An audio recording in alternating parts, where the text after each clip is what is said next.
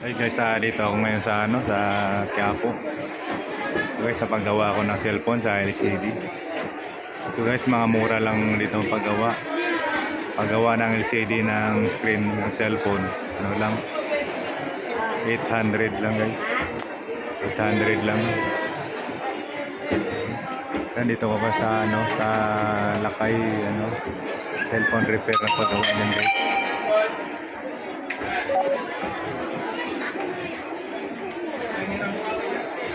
Guys, mga mura lang dito guys na paggawa ng LCD ng cellphone. Yan guys, kay Lakay Quiapo, Manila, cellphone repair. Yan ang kabila laptop naman yan.